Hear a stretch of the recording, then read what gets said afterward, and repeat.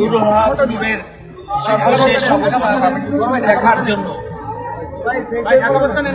আমরা তাকে দেখে আসলাম।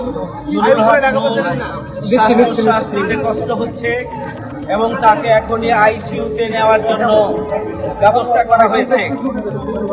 আমরা নুরুল হক নূরের এবং নূর রাশেদ খান সহ শতাধিক নেতাকর্মীদের উপরে হামলার তীব্র নিন্দা এবং প্রতিবাদ আমরা জানাচ্ছি।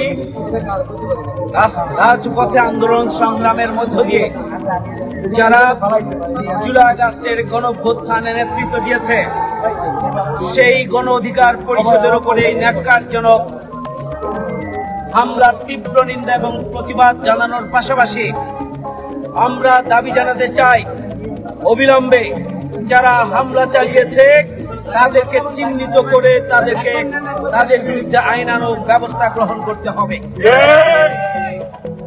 আমরা নুরুল হক নূরের জন্য আমরা দোয়া করি।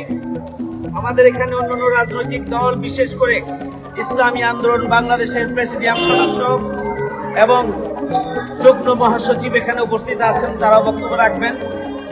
বিভিন্ন রাজনৈতিক দল বক্তব্য রাখছেন।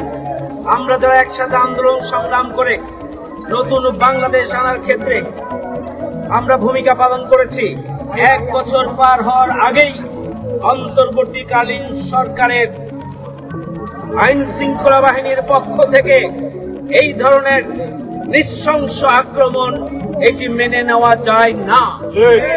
এদেশের জনগণ এবং জুলাই যোদ্ধারা আহত হয়েছে, আমরা একসাথে ছিলাম। আমরা আগামী দিনে যে কোনো ষড়যন্ত্র এবং চক্রান্ত নস্যাৎ করে দিয়ে আমরা আগামী দিনে একসাথে থাকবো ইনশাআল্লাহ।